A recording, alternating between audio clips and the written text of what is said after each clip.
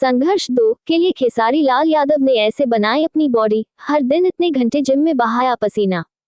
खेसारी लाल यादव ने बताया कि उन्होंने हर दिन कम से कम 6 घंटे जिम करके संघर्ष 2 के लिए बॉडी बनाई है। उन्होंने ये भी बताया कि यह फिल्म भोजपुरी सिनेमा के लिए गेम चेंजर साबित होगी। खेसारी ने एक्सक्लूसिव इंटरव्यू में अपने स्ट्रगल के बारे में भी बताया।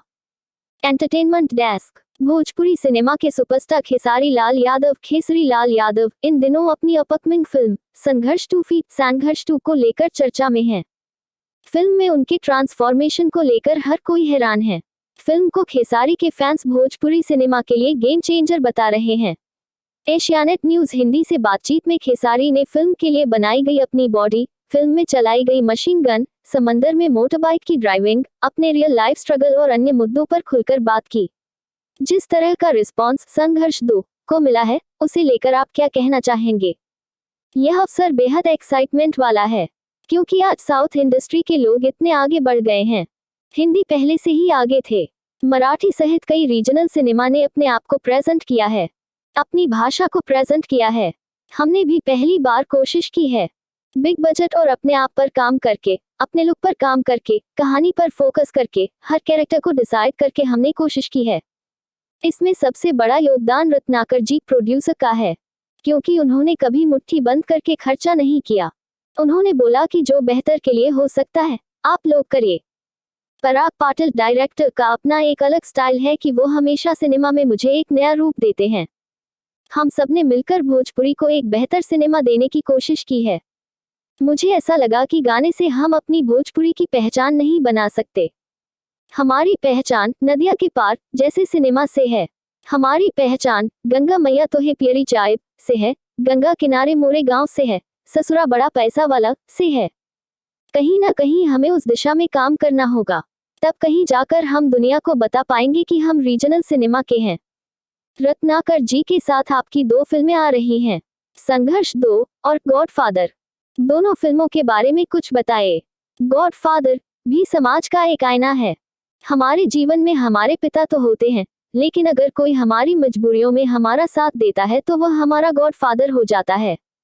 मुझे लगता है कि मेरे बहुत से गॉडफादर हैं, जिन्होंने मुझे रास्ता दिखाया है, जिन्होंने मेरे लिए मेहनत की है। मेरे लिए तो वह जनता भी गॉडफादर है, जिसने मुझे यहाँ तक पहुँचाया है। गॉडफादर में एक नहीं बल्कि 3 रोल में दिखाई दूंगा। तीनों का कैरेक्टर अलग है, तीनों का बोलने का तरीका अलग है, चलने का तरीका अलग है। कहीं ना कहीं अब हम खुद पर काम कर रहे हैं। संघर्ष 2 कहीं ना कहीं भोजपुरी के लिए गेम चेंजर है, एक बेस्ट साबित होने वाली सिनेमा है। हमें बेहतर काम करने की जरूरत है। हम बेहतर काम करेंगे तो हमारा सिनेमा अपने आप बुलंदियों को छुएगा, और उसका उदाहरण है संघर्ष 2। प्रोड्यूसर ने दिल खोलकर खर्च किया, हमने दिल खोलकर काम किया। जहां हमें मौत से लड़ना पड़ा, वहां हम उससे भी लड़ गए।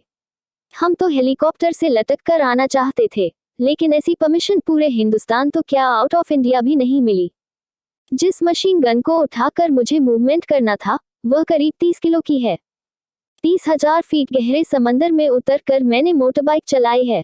इसे मुझे एक हाथ से चलाना था और एक हाथ से गोली चलानी थी। कहीं ना कहीं ये खतरे वाला काम था, लेकिन मुझे लगता है कि अगर जनता का प्यार और आशीर्वाद मुझे मिल रहा है तो मैं उनके लिए किसी भी हद तक जाने को तैयार हूँ। फिल्म के लिए आपने बॉडी पर गजब का काम किया है। आपने ये ट्रांसफॉर्मेशन कैसे किया? मैं सुबह 5 बजे उठता था, 7:30 तक जिम करता था और 8 बजे सेट पर पहुंच जाता था। कभी कभी 7 बजे भी पहुंचना होता था, कभी 9 बजे पहुंचना होता था। तो टाइमिंग के हिसाब से 2 घंटे पहले उठ जाता था, ताकि मैं जिम कर सकूं। ब्रेक में सब लोग खाना खाते थे, मैं सिर्फ जूस पीता था और जूस पीते पीते जिम चला जाता था, क्योंकि 1 घंटे का ब्रेक होता है और मुझे लगता था कि कम से कम 45 मिनट जिम कर लूंगा। शॉट खत्म होने के बाद वैनिटी में जाकर डंबल लगाने लगता था। शाम को फिर 2 से ढाई घंटे जिम करता था। इस तरह मुझे लगता है कि मेरा जिम का रूटीन हर दिन लगभग 6 घंटे का था। लगातार मैंने इस रूटीन को फॉलो किया, तब कहीं जाकर यह रिजल्ट मिला जो देखने को मिल रहा है। डाइट पर भी कुछ काम किया।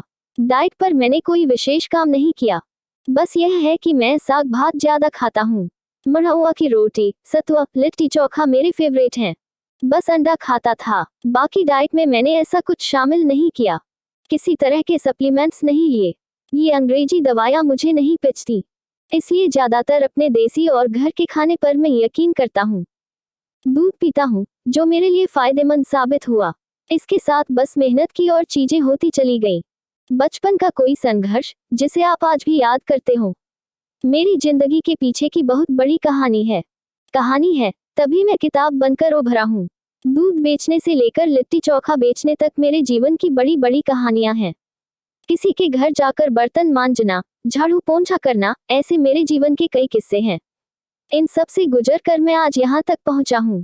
मेरे पास कोई टारगेट था ही नहीं, क्योंकि मैं कैपेबल नहीं था, पैसे से भी ज्यादा मजबूत नहीं था। 7 भाई थे और पापा अकेले कमाने वाले थे। रहने का घर नहीं था। मैं पहले कमाने ही निकला था, ताकि घर की परिस्थिति सुधर सके। काम करते गए और नाम बनता चला गया।